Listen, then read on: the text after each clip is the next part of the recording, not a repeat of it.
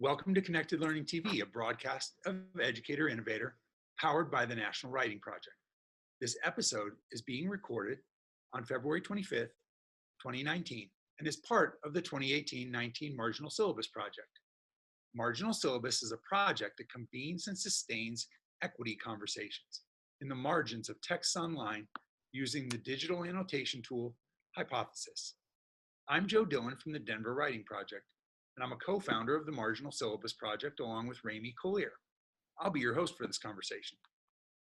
We've got a small group here to discuss this month's reading, which is titled Critical Indigenous Literacies, Selecting and Using Children's Books About Indigenous Peoples by Debbie Reese. And we're thrilled to have Debbie with us. And Rami and I are, thrilled to talk about this article with her. So if it's okay, Debbie, would you mind introducing yourself and then giving a little background about the writing of this article and really saying anything you want to about the piece? Sure. Thanks for having me. My name is Debbie Reese. D-E-B-B-I-E actually is my name. This is already off the track moment, but when I was in a day school, a federal government day school in first grade, my teacher, who was from the East Coast, was sure that my parents didn't know better, that Debbie's not a real name, that my name should be Deborah. But my parents said, no, her name's Debbie. The teacher got the last laugh, though. She wrote Deborah on my end of the year certificate. But my name is Debbie Reese, and I'm tribally enrolled at Nambe Pueblo.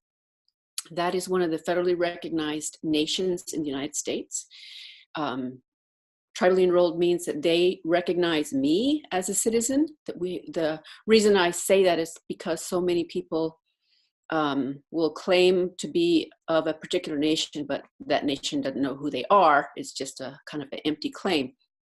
Anyway, so I'm a kid who played teacher when I was little and grew up to be a teacher, and went on to get a PhD in education in an effort to try to do more outreach and work with people who were training teachers and working with teachers. So I became a professor and have been writing for teachers and librarians since the early 90s. I'm a former member of NCTE. I'm not currently a member. Membership varies by income, moments when I have income for such things and when I don't. But I'm very much in touch with fellow professors in education and English, and so was invited to write this article for NCTE last year. So that's how it came to be. It's one of 3 or 4 articles I've written for NCTE.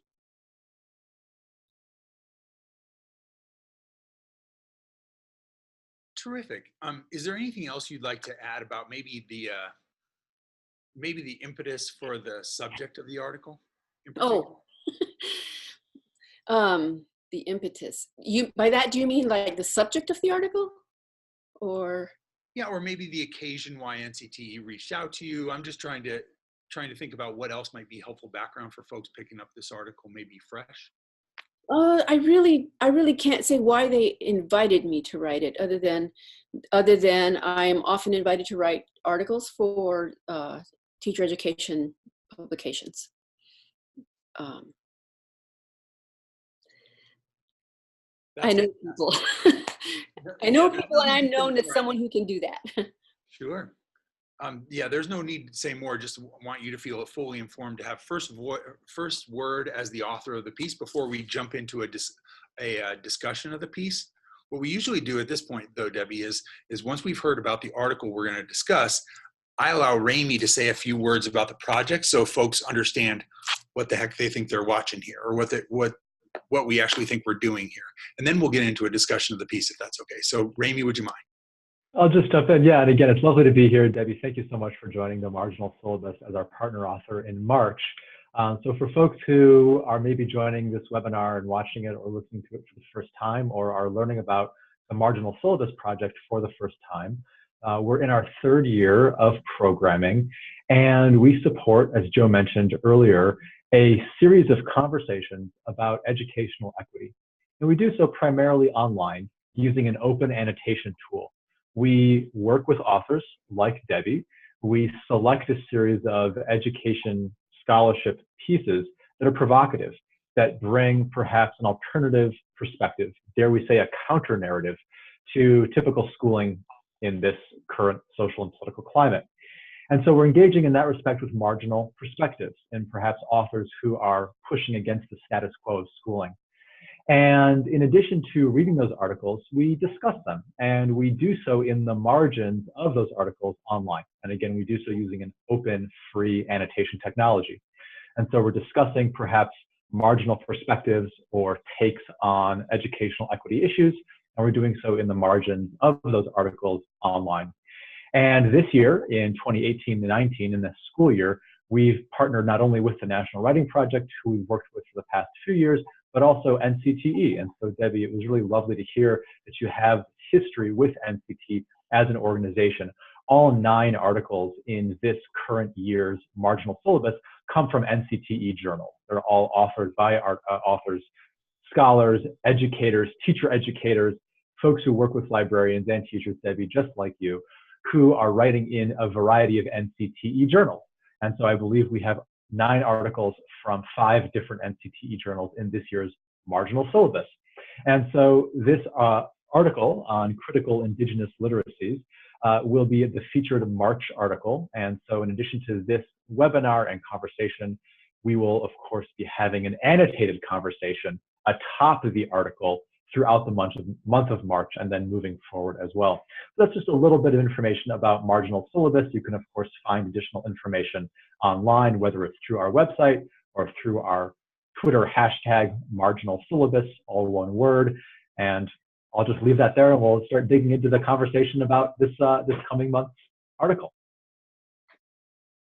Okay, one thing that occurred to me as I'm listening to you talk about working with NCTE, I started with NCTE in the 90s.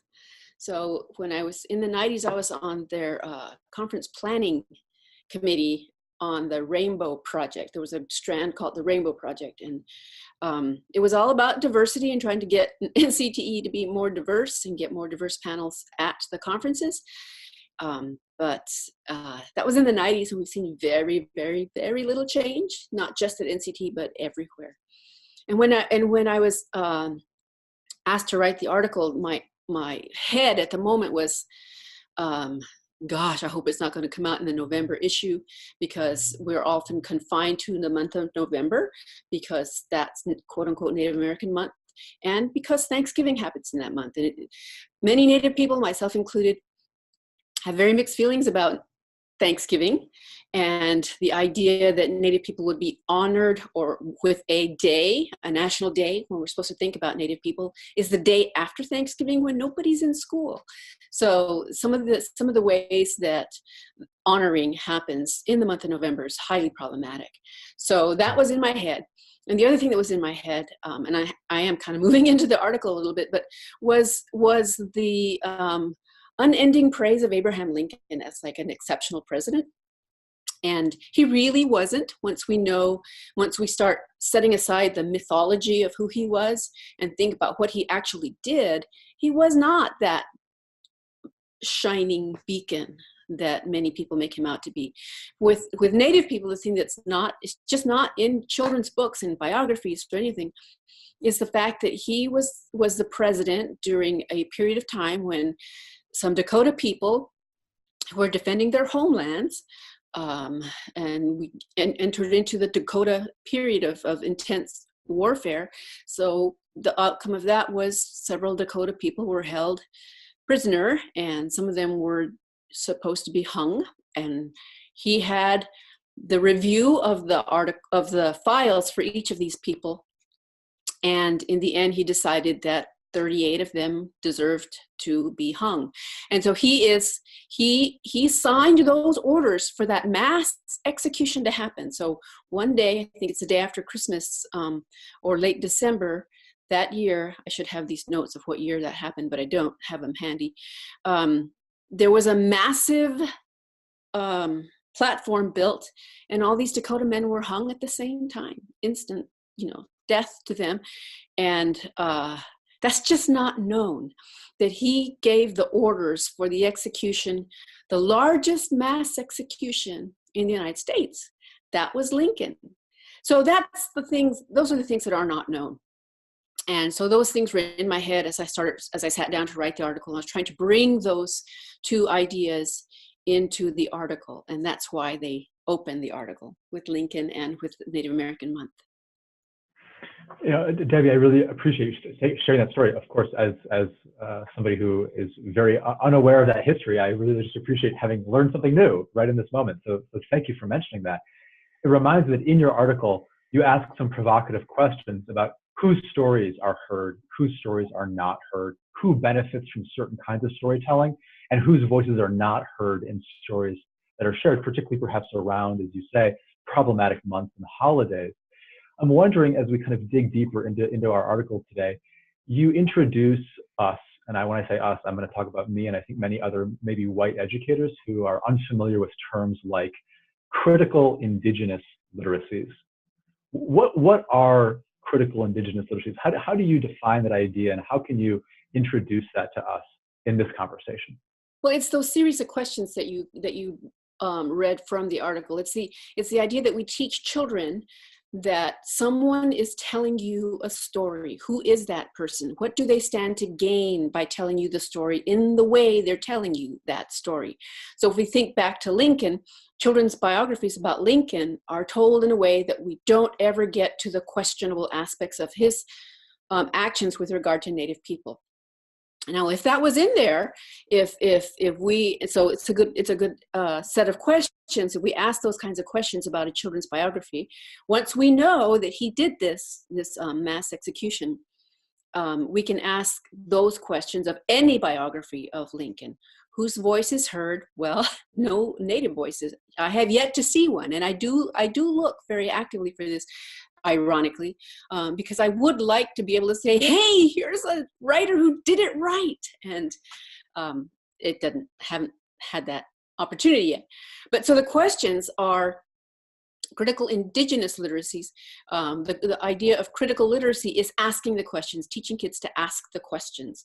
Whose voice is not being heard? Who is telling that story? So that means look at the author of the article or the book. Is that person African American or Native American, or is that person white? Ask the question, who wrote the book? So once you know who wrote the book, then you can think, okay, now why is that person telling me the story the way they're telling me the story? Does who they are matter in the words they're using and the pieces of the story that they choose to tell? Indigenous means inserting the idea that Native people are here today, and that our children read books too. And when our children read books that do not include us and our histories, our stories, in ways that affirm our existence, then we are shut out from the educational process. And the rights of our children to receive a fair education in schools, it's not there, it's not happening. And indeed, when the stereotypes are there, and when the omissions are there, when the bias is there, and our children know about that, they go from that moment in that text to their next subject, and sometimes they're left wondering with, like, well, that wasn't right. What I read wasn't right. They're supposed to be thinking about times tables, perhaps, and they're still over here with the text. And they're not doing well with the times tables.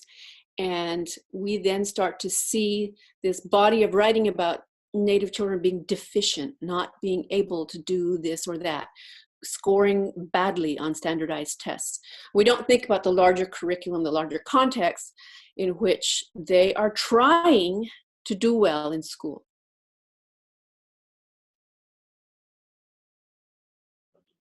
Yeah, pardon me. It strikes me that how immensely damaging it can be to encounter texts that write you out of existence. Your article talks about referring to Native people in the past tense as being a kind of a really critical sin that can happen in children's literature.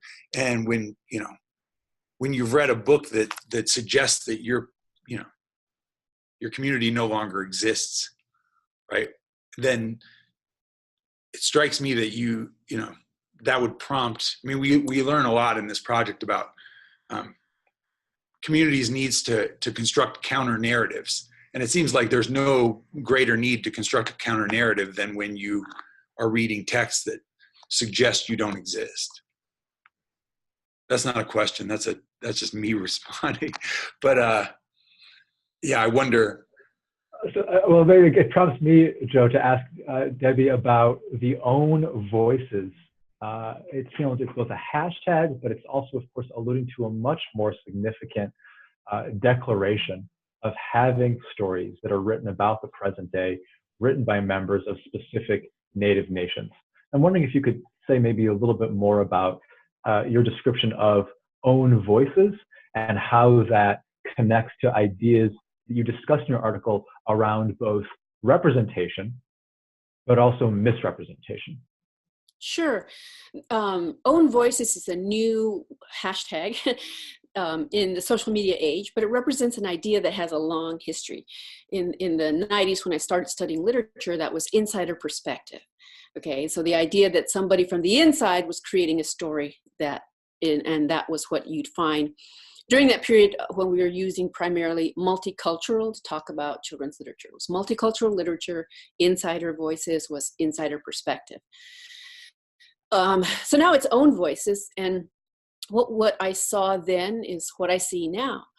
The mainstream expectation of Native people is so out of whack with who we are for real in the present day and who we were for real in the past, that Native writers, and I do work with a lot of Native writers, who submit their manuscripts find their manuscripts being rejected by publishers who think, but that's not a real Indian story. Like, where's the feathers? Where's the ceremony? Where's the dance? Where's the blood?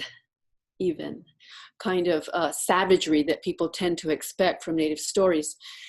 So we do have a moment again when Native writers are trying to get their manuscripts submitted, but the editors that they're working with find them lacking, which is just another horrible situation for anybody to be in, to be told by a person with power in the dominant society in the publishing industry saying, well, that's not quote unquote Indian enough. It's not going to sell. And that is a reality too, is that the publishers are companies. They're not our friends in education. They are companies who are providing products for us in education to buy. And they know what the market is. They know what the market wants. And what the market wants is in direct conflict with what we as Native people want. We want, like I said earlier, books that will affirm who we are. And so that's a huge problem. And it's part of, knowing all of that is part of what drives me so hard to work with teachers and librarians, because the place that I think interventions have to happen is with young children. If we can dispel those ideas with young children, they will carry those ideas, but it has to be, to use the term scaffolding, every step of the way in their educational journey, it has to be supported. From kindergarten all the way up to the 12th grade, and when they graduate and go on to college, because they are trying to help us undo a massive problem. And they will more likely grow up to become editors at the major publishing houses. So we have this cycle of information that can make some interruptions, but we've got to have support for that all along the way. What that means for teachers is getting Native stories by Native people, buying them, using them in reading groups, every year, buying more copies. Sadly, again, this publishing is about products. Products will become more available if you buy them. So that's a reality. Teachers have to buy them in order to send that signal to the publishing house that I need more books like this, because they do keep track. And so I work especially hard with teachers and librarians, trying to help them move the students that they work with into a better place of knowing. This reminds me of not only an aspect of your article that I want to also mention now, but bring in another conversation to our conversation, another perspective to our conversation from a colleague of ours who unfortunately was not able to join this webinar, but sent along some notes and some questions. And so I just want to name and recognize our colleague, Kelly Sasi, who's an associate professor in North Dakota and serves as the director of the Red River Valley Writing Project. And she has been following your work for years, Debbie, and sent along some comments and questions in response to this particular article. And so Kelly is referencing a very interesting move that you make, Debbie. You write on page 390 that you've been adding the concept of a curtain to this kind of classic understanding from Bishop of mirrors, windows, and sliding glass doors. You're expanding the metaphor. And in response to that, our colleague Kelly wrote, the key ideas for choosing books is, of course, one of the most significant takeaways of the article. And there are clear and reasonable expectations, yet again, to hear of teachers using a book about Native Americans, but not by a specific tribal member. And Kelly's wondering what kind of unlearning and relearning is necessary for teachers who want to kind of add in that curtain recognition to the types of literature that you're advocating for and suggesting that educators engage with as they teach their students. I'll start by saying how I started using that curtain as part of Dr. Bishop's metaphor. I was working on a PowerPoint that I was going to deliver at a librarians meeting in Anchorage. And so I thought, okay, I need some mirrors and some windows, and I want Pueblo mirrors and windows in my head. And so I was searching on that. And by coincidence, one of our traditional structures came up in my Google search, and I looked at it and I thought, no, that's not a good window. And then all of a sudden I clicked.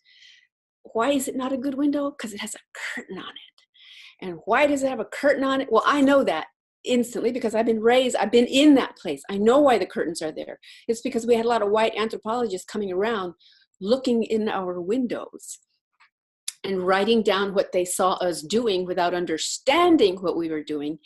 And those kinds of notes became recognized by other white people as knowledge and misunderstood, and led to United States Congress passing laws and policies that prevented Native people from doing our ways of worship, from doing things that are specific to us as in our cultural ways. They hurt us, in other words. White anthropologists looking in our windows produced materials that hurt us. And so we began to close the curtains, because there are things that we now understand that people will not understand and that will get misrepresented. It's a little bit, I try to make the analogy too that every people in every place, there are things that people do that are private, that they don't want others to see. That it's not the case that, there's this idea in the United States that knowledge is something everybody should have, that nothing should be protected. And that's just not true. It certainly gets put out there when Native people say, well, I'm not going to tell you.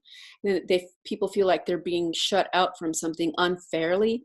But if we step away and think about archival materials that are donated to various places, they are kept secret because the person who they belong to decided, I don't want this stuff public. I want it to be kept somewhere, but I don't want it in the public eye, at least not right now.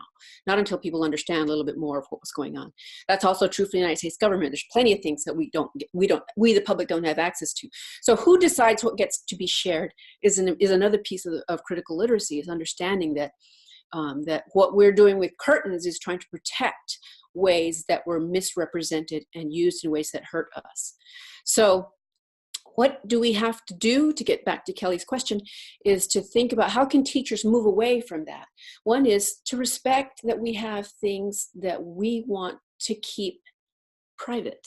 And so when an editor is asking, well, where's the ceremony in a book? Or where's this or that in a book? Well, it's not there because we choose not to share it.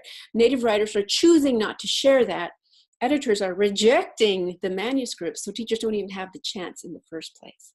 So I think one of the things, and one of the books that I included in the article is Jingle Dancer, And I think I note that the character, the storyline refers to a creation story, but it doesn't give you the creation story. And I think becoming aware of what Native writers choose to share in the books that do get published is something that teachers can pay attention to. It's kind of a hard one. I know that it's a hard one to get at, but teachers who are looking for the drumming and the dancing are looking for something we don't want to share. And drumming and dancing is not a marker of authenticity. Absence of drumming and dancing does not mean it's not a real Native story.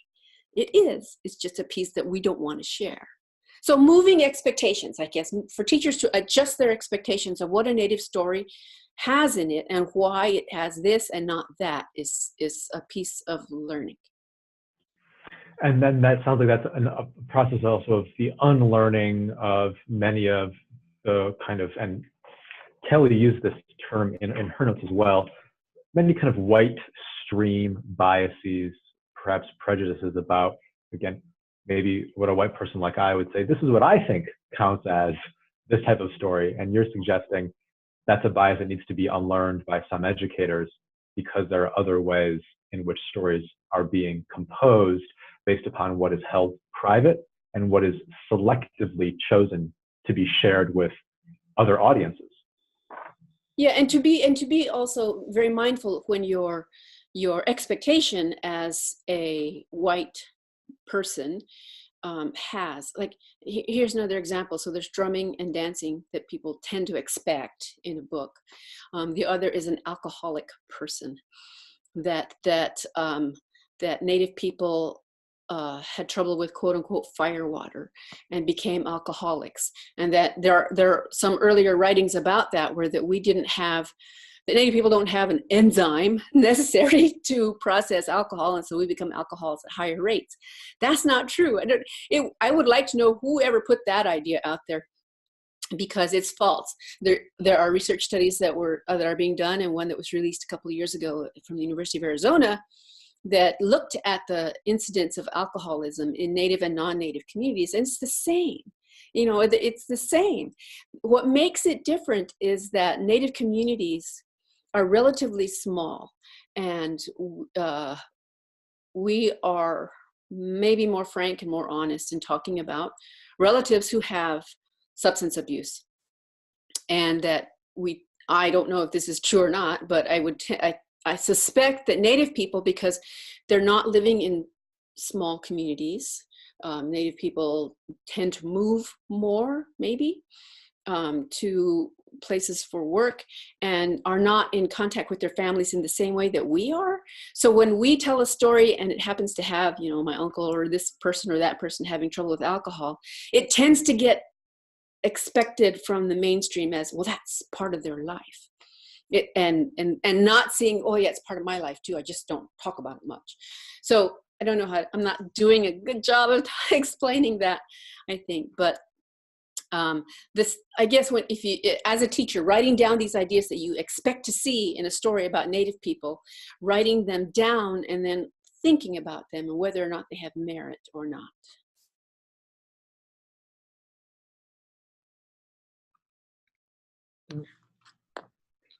So Debbie, you started this conversation a little bit about, reflecting on NCTE's, past efforts to become more diverse and saying that there really hasn't been that much progress. And I'm really hesitant to ask you about like what looks like progress or promise, because it doesn't feel like that hopeful of a subject to me, frankly. However, I do think reading your article and Rainey referenced the hashtag, it does seem like there's some opportunity here for us to, get smarter about these issues in ways that might impact teaching and learning in the short term. So I wonder, what promise do you see, whether it's the Own Voices hashtag or the promise you perhaps unearth on your blog, which is American Indians in Children's Literature.blogspot.com. I wonder if there's any places you'd want to point us to as like hopeful or really promising. Yeah, okay. I see it as important that activism takes place amongst not just Native people, but amongst allies. You guys, I think you can do that as well. You can help raise that visibility. I'm a member of the American Indian Library Association, and the American Library Association has their awards ceremonies when they name all the people that win awards, and Native people have not been a part of that for a long time. Even though we've had awards in the American Indian Library Association for several years, finally we have a presence at the national awards announcements. And that's because Native people and people were willing to listen to the fact that, okay, and it's complicated, but the reason it wasn't was because the American Indian Library Association did not have some ducks in a row, but that makes it seem like it's their fault. We didn't. This is very complicated. In some organizations, getting your voice heard is hard because the organization has policies that say you have to do X, Y, and Z in order to be heard. And if you don't do that, then sorry, but that's just the way it is. We need allies to help break down those rules about what gets brought forward and how. So that is one idea I have about, that gives me hope, that we had people in the American Library Association who were like, okay, let's work with this and make it happen. So we need people who are in positions of power in organizations to help us make things happen, because we can be out here saying, you need to do X, Y, and Z, but if people aren't willing to hear that or not willing to do the work to make that happen, then it's not going to happen. And yeah, NCTE, I was disappointed. I didn't go to the conference and haven't been in many years, but this last one that just happened, I get the programs and I go searching to look for what Native writers are being presented or talked about on panels, and there was it was zero. And I thought, my gosh, how can it be 2019 or 2018 and not have an NCTE, which is a huge conference of teachers who teach literature, there's not a single panel on Native books by Native writers. I mean, it wasn't even just by not Native writers. It just didn't happen. I don't know what to do about that, but I did write to all my teacher educator friends and ask them, do you have Native students and do they go to NCTE? And the answer is no, they don't. So what is happening? I don't know what is happening within NCTE such that Native people don't go. There's clearly not a welcome or an outreach effort to make that happen. Now, I know that they're trying now to do something with the upcoming next year's convention, but I'm rambling and I don't know that I'm doing anything helpful to your audience. So I'll just... Actually, this is so helpful for me. I'll just say very selfishly and appropriate, because it is your comments here to me are a very nice complement to some of the advocacy and very practical change recommendations that you make in the article about the level of the education of the individual educator. And these comments that you're sharing with us are very much about organizations and institutional change. And both, of course, need to happen in complementary and tandem ways. We can, of course, as educators, work to change the books that we select, our teaching practices, our pedagogies, and do both the unlearning and the relearning at the level of the individual, and also work to change our communities of practice, our academic communities, the scholarly gatherings and meetings where certain people, again, are given prominent stages and a voice to share, and when there may not be that kind of welcoming environment for robust conversations about this important, significant literature. And so I actually find this to be very kind of complementary in that sense, speaking both to the individual level and the institutional level, and how those go hand in hand. And it seems as though your work for years has kind of been positioned at the fulcrum of that intersection between the individual and the institutional change. And Joe just mentioned this, and I actually, if you don't mind maybe sharing a little bit of additional background about this, because I was also looking at your website yesterday. It sounds like please correct me if I'm wrong, but for well over a decade now, you've been running a website, the American Indians in Children's Literature website, that provides reviews and perspective, critique, as well as resources.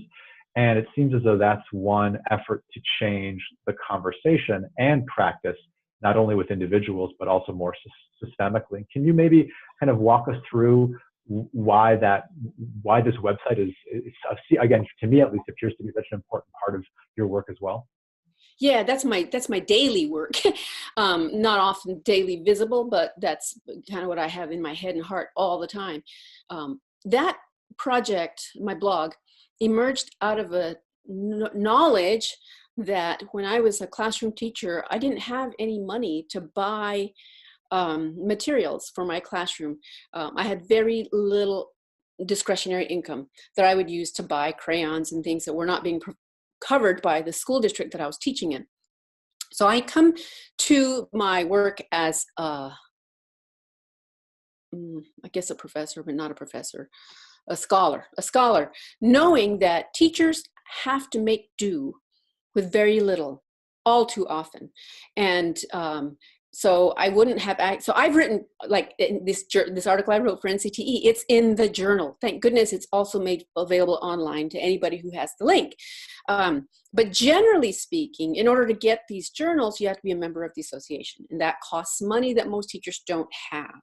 So I created the blog because I was wanting to make interventions to provide resources to teachers who don't have the money to go to professional conferences and get the professional journals. So that's what it is. I could spend a month or 2 months or 3 months writing for academic journals. It's a very labor-intensive project, crossing all the dots and all of that. But I could also just take one book and talk about it and what's wrong with it and throw it on the blog, and then teacher could immerse herself in that material and start to gain some concepts, some ways of looking at other books. So that's why I created it, was to make the material available to teachers, especially to teachers. But I also knew that I was by then becoming known amongst writers, and I wanted other writers to see when writers mess up and how they mess up. So I go into a lot of detail. Sometimes I go into like very deep detail, all the while trying to provide resources on why this is wrong, why this is not what it could be. I do have a pretty big following of the blog. I know that editors at the major publishing houses, they will be looking to see if I have reviewed a book. I have heard from writers who said, "Oh, I'm so embarrassed I did that. I want to go onto your blog and say that I'm sorry and that I'm going to have that taken out next time, but my editor said, do not go to Debbie's blog." There's a whole interesting thing behind the scenes that takes place in writing. Publishers don't want their reputation to be smeared. And so they are seeing critical engagement with some materials as being smearing their reputation, that they're publishing not good books or books with problematic content. And so they tell their authors, if you do that, there's a clause, if you go look at your contract, there's a clause in there that says you will not harm the reputation of the publisher. So if you engage with Debbie, you will be doing that, and you'll be in violation of your contract. So I do hear that kind of thing from writers. It's really remarkable, the power that publishing companies have over writers and what they say. Debbie, that's shocking just to hear. I actually just appreciate you sharing that with us.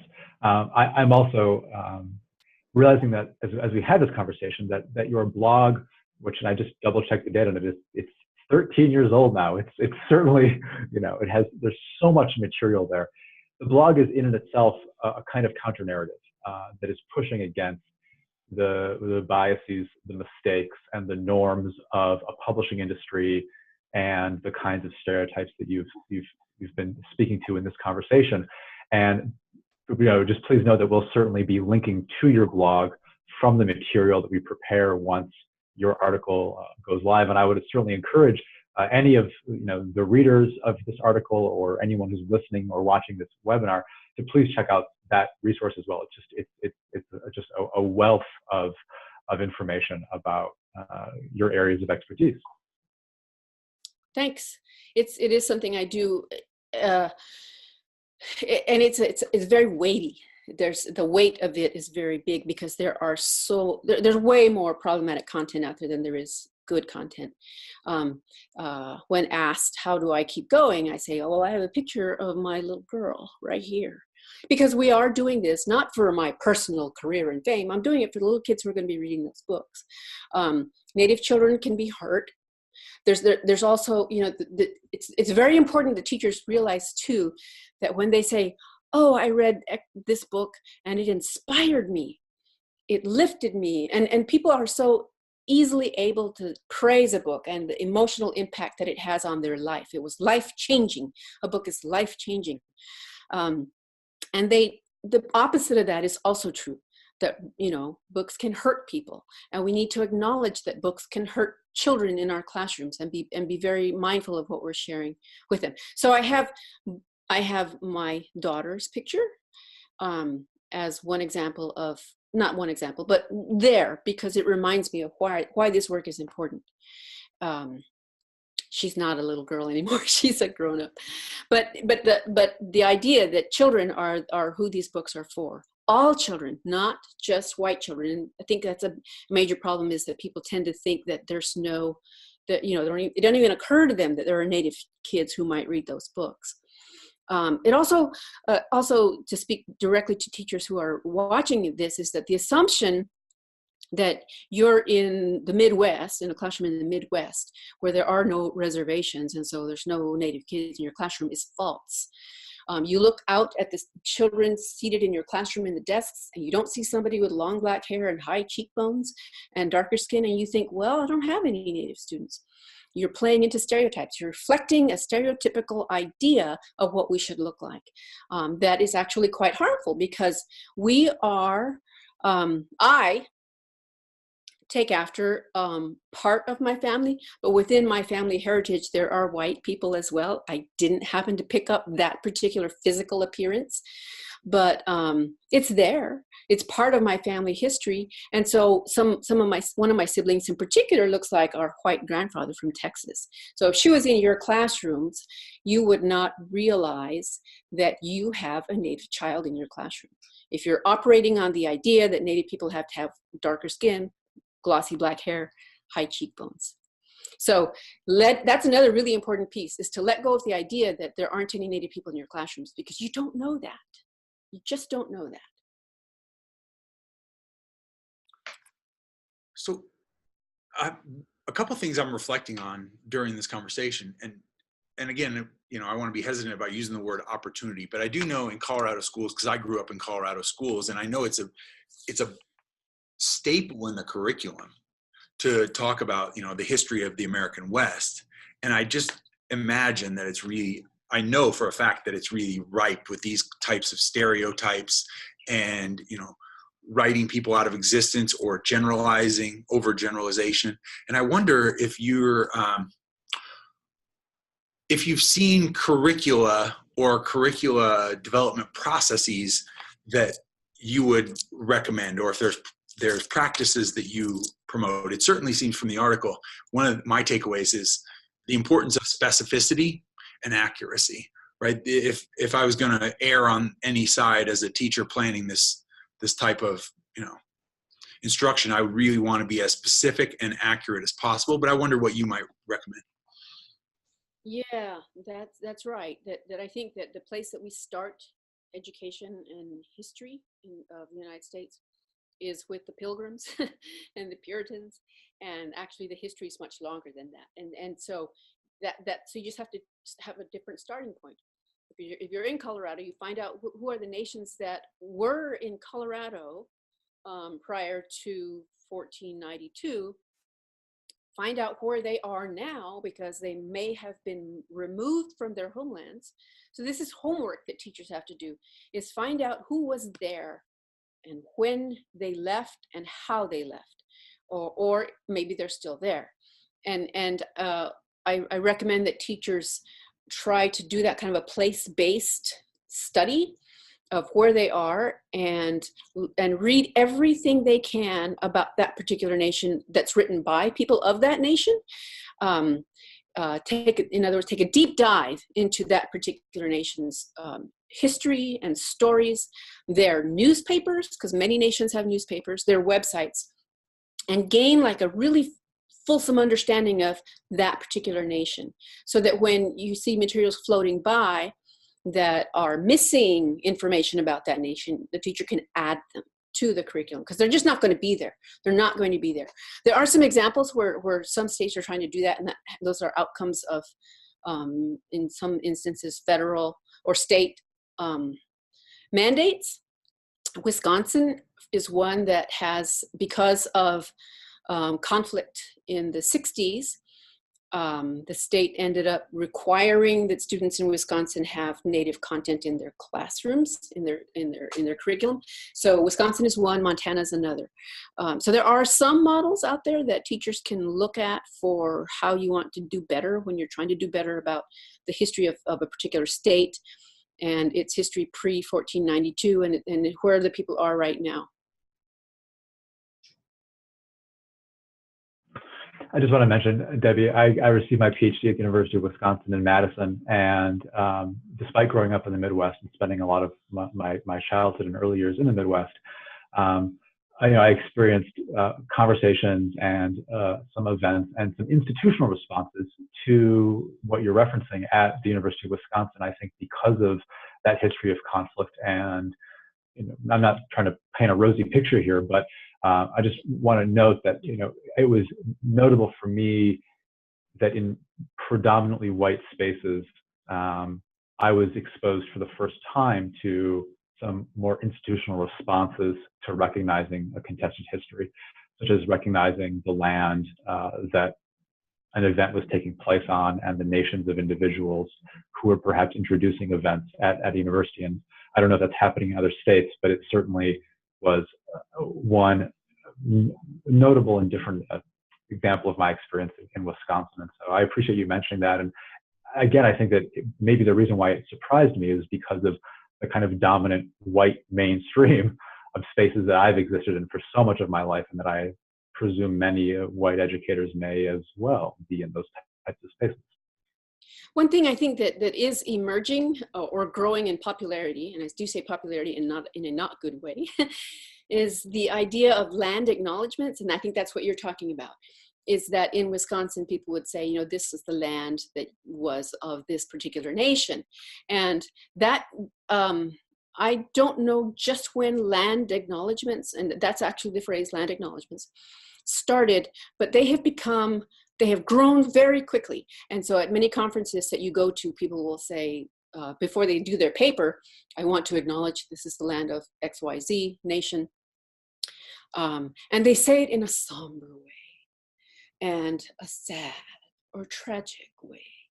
And it feels tokenish, because then they go on to talk about their paper and has nothing to do with Native people. So it's a good move politically to acknowledge that, but you can't just stop right there. I would like people who are doing land acknowledgements to say, this is, if you were in New Mexico at my reservation, we don't have a conference center, but if we did, and you would say, we're at the homelands of the people of Nambe Pueblo, and here is their website, and here is an issue that they're dealing with right now. Here is a book written by someone who is from there. So that's what I'm obviously talking about, is taking an action step. That it's not okay to just like, your educators, be activists in your education by saying, here are 3 things you can do to help other people know more than they currently know about this particular nation. And with some nations, that's going to be impossible. There isn't a children's book from Nambe Pueblo by a person of Nambe Pueblo that I would recommend. But you say that too. You ask the question, teachers, I have not been able to find a book by a person of this nation or a book about this nation. Now, why might that be? What can you and I do about that? And you can write to editors at publishing houses. You can go on Twitter and ask, because maybe there is something out there and we just don't know about it. But to be actively engaged using all the tools you have at your disposal, including hashtags on social media, to ask the questions that we are asking in the article, that we're teaching children to ask about what's there and what's not there, whose voice is there and whose voice is not. We do that as professionals as well.